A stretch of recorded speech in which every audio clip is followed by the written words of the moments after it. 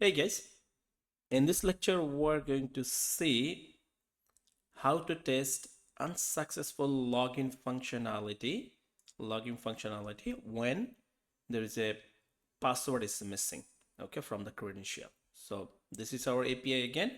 This is the resources, and from the response we're expecting 400, and from the body we're expecting error equals to password missing. This response. Let's go our VS Code, and it should be very simple. So where I'm going to use the same spec file, the post login, because it is also post request.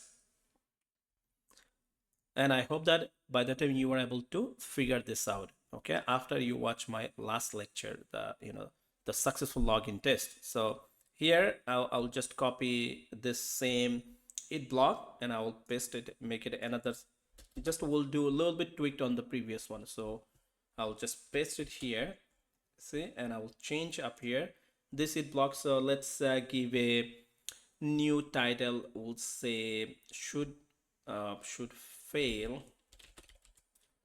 should fail to log when, let me see, fail to log when password is missing, or when password is missing. This is the title of my test cases, okay? And for the request, it's the same method API, the URL is the same, and we have to pass the key and the API key, right? And there is the body, and in the body we're saying email, and there will be no password. So here we're removing the password. Okay, we'll see what's happened. So we'll say password is missing. So you can put it, okay, password is missing. I made a comment.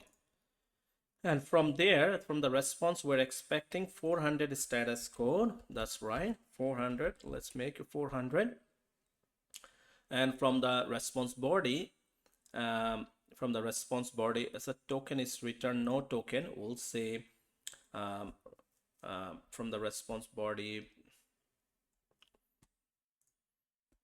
okay, assert. The assert, I would say response, assert response body with what?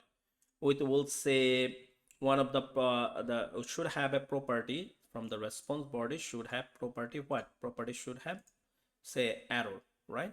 So we can put here should have property or error. We can put both together, the error, and the value should be like you can say missing password, right? Missing password. Okay, so we can remove this two line. Okay, make sure you got the exactly as it is, missing password, copy from here. Okay, missing password, right? Go back here, so missing password should be same. All right, so this is just two assertion up here, and let's run only this it block. Okay, let's format our document. So it's good, we formatted it. And if I want to just run this it block, I think you already know, we can just use only, so this will execute only this one. Let's go there. Okay, is there that one should fail? Yes. Now it's giving me another problem. There is an error, is saying that side request failed on. So it's giving me error. It's saying that this is the one, the reason we received from your web server was 400 bad requests. This was considered as a failure because the status code was not 200 or 300. If you do not want to status code the cost of failure, pass this option. Oh, you can see when you see any your test cases failing, any error, read the log carefully. You can understand, they will give you the more explanation, details, and a clue also, where is the problem, and you can work on this. It's saying that since it is we didn't pass the valid password, there was no password, that definitely it was not able to log in successfully, so it failed. It is that it doesn't know that we're doing it valid unsuccessful login test. It thought, okay, it's failed. That's why when it's considered as a real fail. So when it's a real fail, it's stopped the execution. It didn't go even. So we passed the up here, right? So after the body, it didn't even go back to our assertion. In a response, it got like failed, so it got some 400 definitely the status code, but it didn't come to our assertion part, because it says there is no reason to assert because it's already failed. It thought it's a real fail, but it is our intention fail. It doesn't know, right? So that's why they're saying that if you want to cover your execution, your code, even including your assertion part, rest of the part, they are giving you a clue that they're saying that you can put this option, fail on status code equals to false. So let's copy this one, come here, and you have to give at the beginning as you with your request. So again, with your I would say let's put it here after the URL. So let's put it here equals to false, right? False.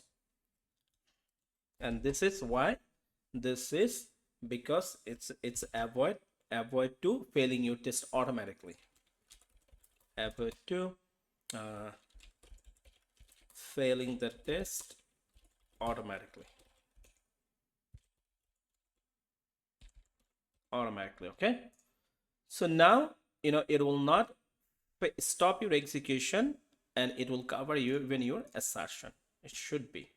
Let's go. Here we go. You can see now it's passed. You see, it's did the assertion for 400 is found and expected the body with error missing. That's part. Okay, so it did all of the both of them, expected error properties, right? So this is the way you are going to you are going to do a test with your invalid credential or missing credential with the post request. Thank you.